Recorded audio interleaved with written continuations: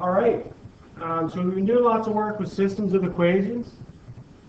Now we're going to be taking a look at word problems with systems of equations. So we're going to go over some of the specific types of word problems and show how you can develop a plan to set up your equations and then solve it.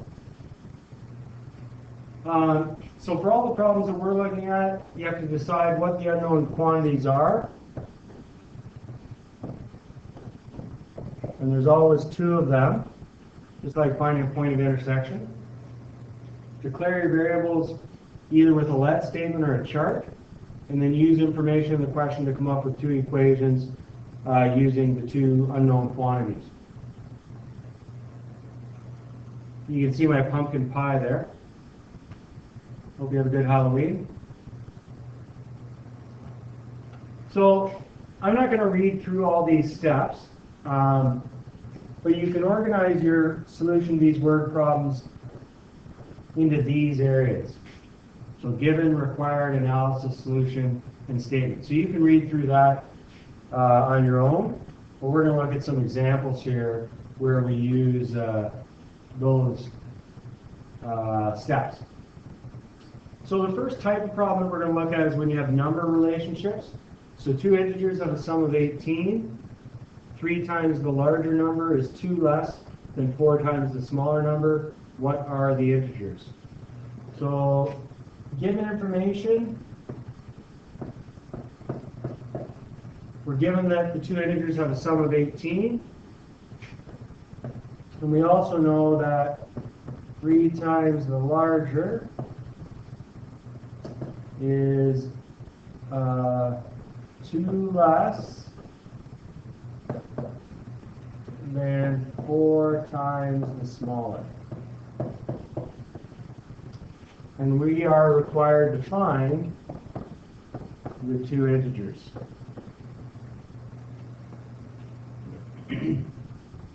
So for analysis, here's where we want to bring the variables into the question. So we want to write let statements or set up a chart here. In this case, we're trying to find the two integers, the smaller one and the larger one. So we're going to let S be the smaller number, and then let L be the larger number.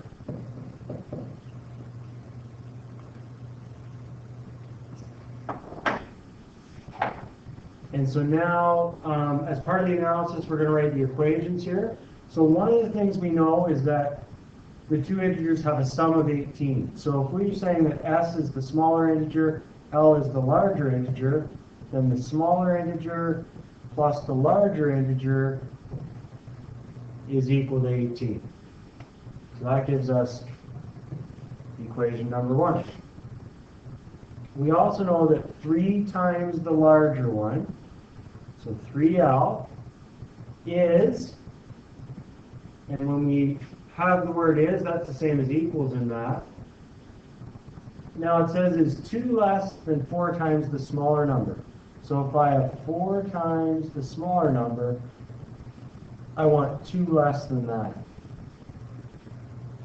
So I got my two equations. The solution part is going to look exactly the same as what we've been doing over the last week or so.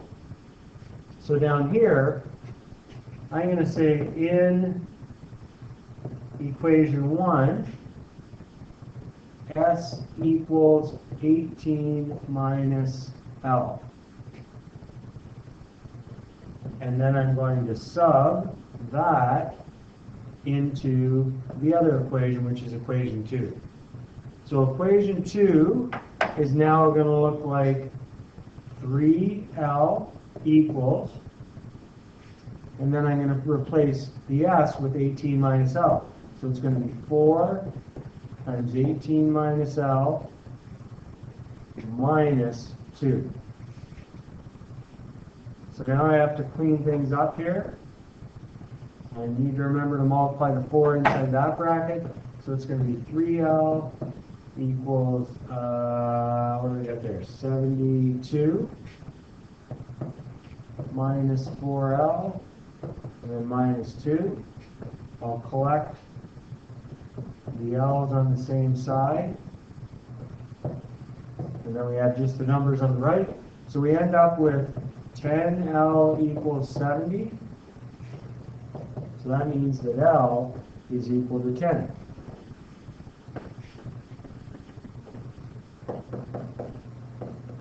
And when I'm substituting back into one of the equations, I can sub it into either equation. So equation 1 is going to be easiest to deal with because it's going to be S plus 10 equals 18. So we know that S is equal to 8 when we do 18 minus 10.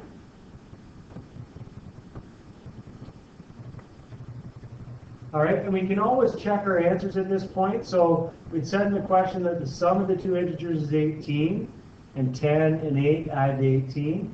We also know that 3 times the larger is equal to 4 times the smaller minus 2. And if we plug our answer into that, it works. So therefore, the question at the end was what are the two integers? So the integers are 8 and 10. Okay, we'll move on to the next one. Example 2 deals with money and investing. So Brooklyn has $12,000 to invest. That reminds me, Brooklyn, if you have some money that you can lend me, I could really use some. She invests some in an account that averages 6% interest for the year and one that averages 7% interest for the year. If she earned a total of $770 in interest by the end of the year, how much did she invest in each account? So we're given the fact that there is $12,000 that's being invested, and there are 2 different accounts. One is 6% and one is 7%. And then we know that the interest is $770 that's earned. So we are required to find how much invested in each account. So for our analysis, in this case, I'm going to set up a table.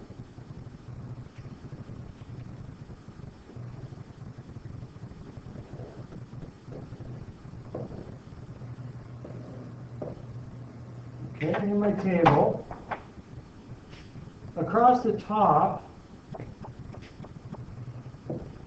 I'm going to represent the 2 accounts. So some money's invested at 6%, some at 7%, and that gives us our total. So if I do a roll for the money that is invested, so I'm going to let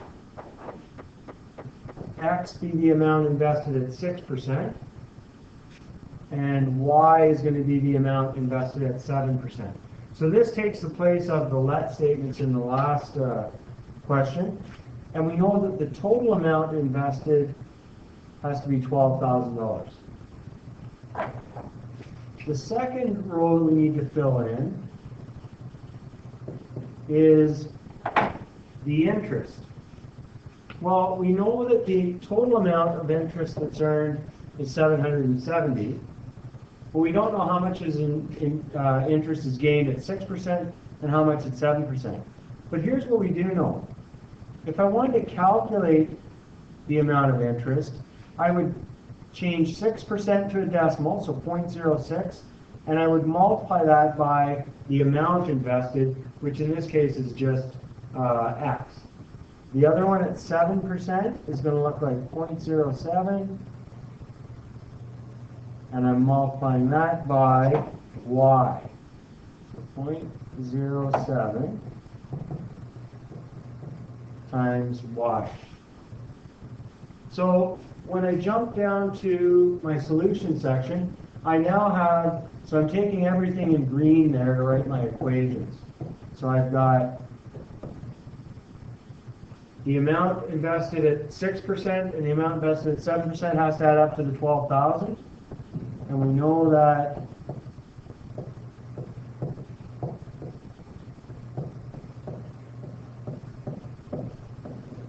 that equation is going to look like that. Okay, first thing I'm going to do, and we did this yesterday with the equations with decimals, I'm going to take equation 2 and I'm going to multiply it by 100. And that's going to help me get rid of the decimal. So each decimal place moves 2 places. So that's going to be equation 3. And then equation 1 I'm going to rewrite. I'm going to take equation 1 and multiply it by 6 so that I set up the same number in front of those two x's. So if I multiply equation 1 by 6, I get 6x plus 6y equals, and that's going to be 70, where am I here?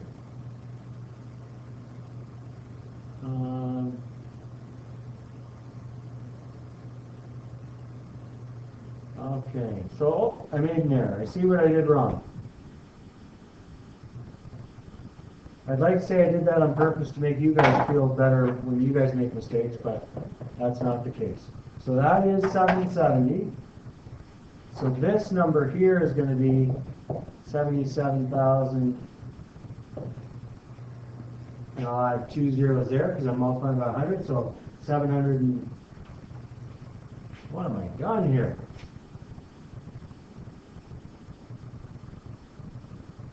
So it's going to be 770 and 2 zeros. All right, I think I'm going to be okay. And then in the next one, I'm multiplying everything by 6. If I multiply 12,000 times 6, I'm going to get 72,000. Okay, that's better. And then I've got 6's in front of both x's, so I'm going to take equation 3 and subtract equation 4. So 6x minus 6x disappears. 7y minus 6y is going to be y. And then when I multiply these two, I get 5,000. So I've got the value for y, that's 5,000. Sub y equals 5,000 in 1. So x plus 5,000 equals 12,000. So x equals 7,000 is our answer there. And if we check those numbers in our two equations that we started with in green there, they'll work in both equations. So therefore, Brooklyn invested 7,000 at 6%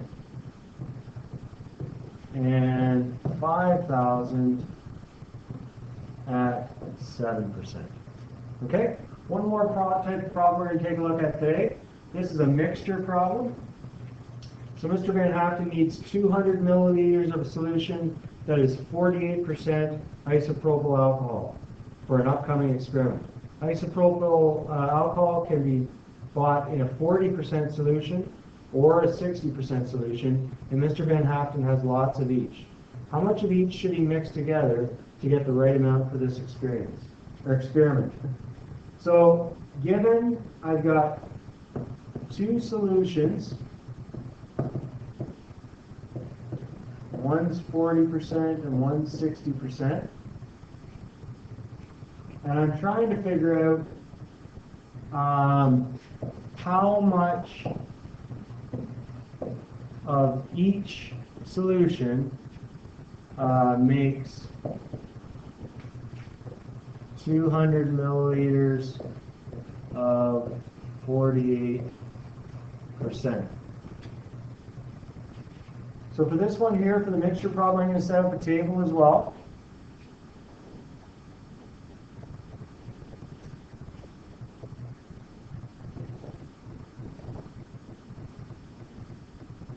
Okay. So in this case, notice that I'm putting the 40% and the 60% at the top here. They're the things that we're trying to find. And the total that we're making is a 48% solution. So first thing we're going to talk about is the amount of each. And this is in milliliters. So we don't know how much of the 40% we have, so we're going to call that F for 40. We don't know how much of the 60%, so we'll call that S. And we know that in total, we need to end up with 200 milliliters of the isopropyl alcohol. The other thing that we're comparing here is not the total amount, but the amount of alcohol in each one. So the 40% alcohol, we're going to multiply 0.4 times F. For the 60% alcohol, it's going to be 0.6 times S. And then in the last one, it's 48% of the 200 milliliters is alcohol. So we're going to do 0.48 times 200, and we get 96 milliliters for that. Or sorry, 98.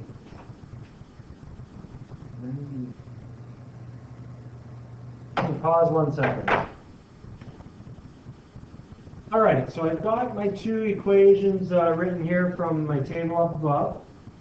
And I'm going to be able to use substitution here. So from 1,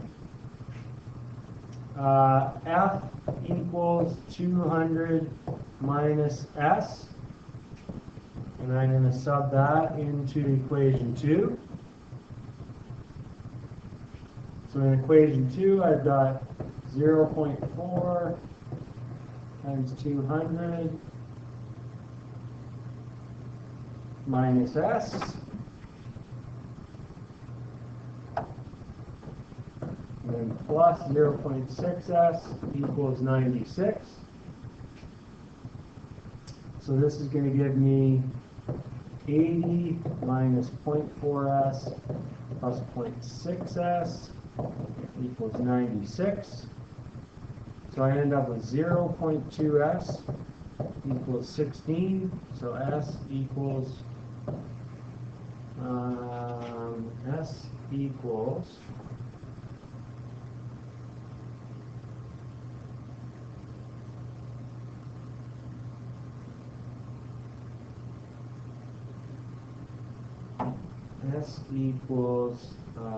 80 there, sorry.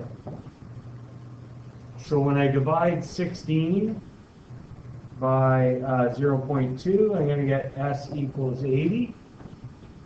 And then I'm going to sub S equals 80 into equation 1. That's going to be the easiest one to work in.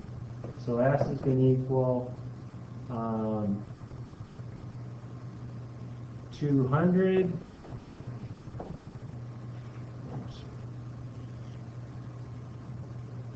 So I've got F plus 80 goes in for the S. So F is equal to 200 minus 80. F is going to equal 120 there. So at the end, I'm going to say, therefore, B should mix 80 milliliters of the 60% solution, because that's what S was,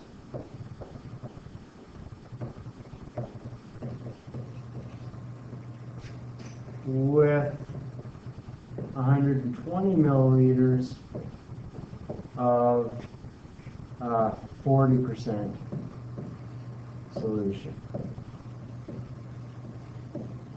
Great. Thanks. We'll see you on Monday.